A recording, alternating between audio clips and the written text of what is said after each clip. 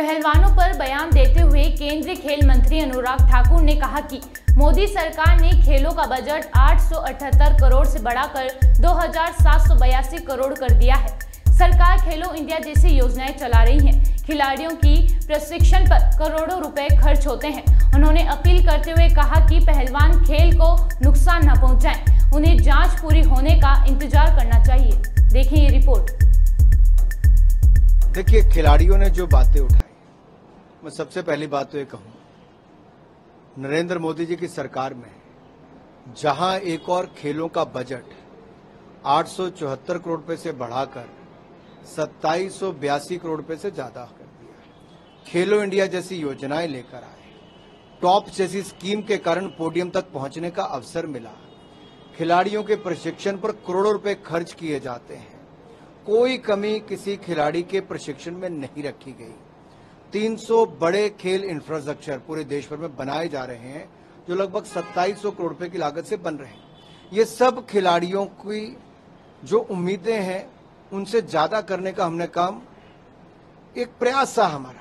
अभी हम और करना चाहते हैं, भारत को खेलों के क्षेत्र में और मजबूत बनाना चाहते हैं।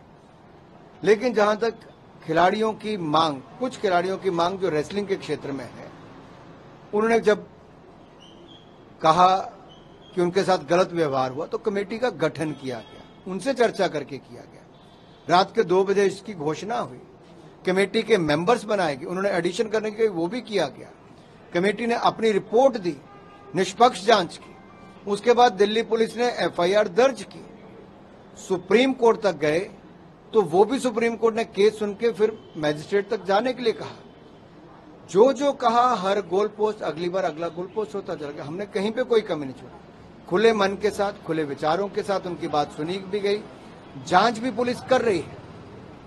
और देश भर में आप 75 साल का इतिहास उठाकर देखिए, कभी भी कोई ऐसी रिपोर्ट, कोई भी ऐसी आरोप लगते हैं तो जांच होती है, जांच होने के बाद उचित कार्रवाई होती है। तो जांच पूरी होने दीजिए। आप प्रदर्शन अगर आपको नहीं लगता आप उसके बाद भी कर सकते हैं, लेकिन आपको सुप्रीम कोर्ट पे, पुलिस पे, खेल विभाग पे, किसी पे विश्वास तो करना पड़ेगा। हम भी चाहते हैं, खिलाड़ियों ने जो बात उठाई है,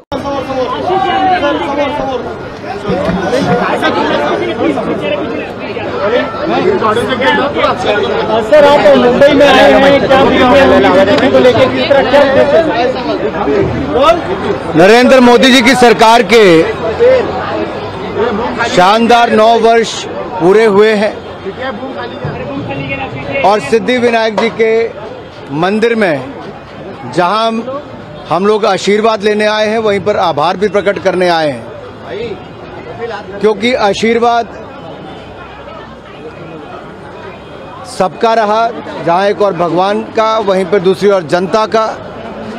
तो मोदी जी के नेतृत्व में लगातार देश आगे बढ़ा है और पिछले कल भी जो मॉर्गन स्टैनले की रिपोर्ट आई, उसमें भी भारत के बारे में जो कहा गया, भारत की अर्थव्यवस्था के बारे में जो कहा गया है, 7.2% की दर से वित्तीय वर्ष 2023-24 में बढ़ने की उम्मीद है।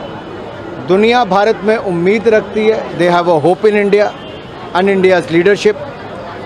और सबसे बड़ी बात यह है कि मोदी जी के 9 वर्ष सेवा के, सुशासन के और गरीब कल्याण के रहे हैं, जहां एक और गरीबों को 3.5 करोड़ से ज़्यादा पक्के मकान बना कर दिए, 12 करोड़ से ज़्यादा शौचालय बना कर दिए, 9 करोड़ 60 लाख बहनों को रसोई गैस का सिलेंडर मुफ्त में कनेक्शन दिए, वहीं पर नल से जल पहुंचाने का काम 12 करोड़ घरों में किया और 60 करोड़ लोगों को 5 लाख का इलाज मुफ्त में देना। जो सोचा ना था कांग्रेस के ज़माने में, जो कभी सोचता भी नहीं था कांग्रेस के लोग, उनकी नीतियां भी नहीं थी और नीयत में भी खोट था, वो मोदी जी की सरकार में गरीबों की भलाई के लिए हुआ है। और इसके साथ साथ जो सड़कों के, रेलवे के, हवाई पट्टियों के, पोर्टवेज या एयरपोर्ट हो या वाटरवेज हो, ये सब निर्माण कार्य रिकॉर्ड स्तर पर है। इसीलिए भारत की ग्रोथ रेट भी अच्छी है और दुनिया की बड़ी अर्थव्यवस्थाओं में सबसे तेजी के साथ भारत बढ़ रहा है। और मॉर्गन स्टैनले की रिपोर्ट में जो कहा है, वो स्पष्ट दिखता है कि इस साल भी भारत की ग्रोथ रेट दुनिया में सबसे ज़्यादा होगी। अनुराग सर, राहुल गांधी लगातार देश के बाहर जाकर मोदी सरकार पर निशाना साध रहे हैं, किस तरीके से देख रहे हैं? देखिए, वो मोदी जी पर निशाना नहीं, भारत को ही अपमानित करने का काम करते हैं। दुनिया भारत में उम्मीद देखती है, दुनिया भारत में ग्रोथ देखती है, दुनिया भारत के नेतृत्व में अपना विश्वास व्यक्त करती है। ऑस्ट्रेलिया के प्रधानमंत्री मोदी जी को कहते हैं Modi is the boss. Italy के प्रधानमंत्री कहते हैं Modi is the world's most loved leader. और दुनिया के अन्य नेता मोदी जी के नेतृत्व का सम्मान करते हैं और सबसे लोकप्रिय नेता के रूप में नरेंद्र मोदी जी पिछले 3 सालों में लगातार चुने जाते हैं। अब इस बात को कांग्रेस हजम नहीं कर पा रही। जब हजम नहीं कर पा रही तो कहीं ना कहीं जाकर उल्टा सीधा बोलना है।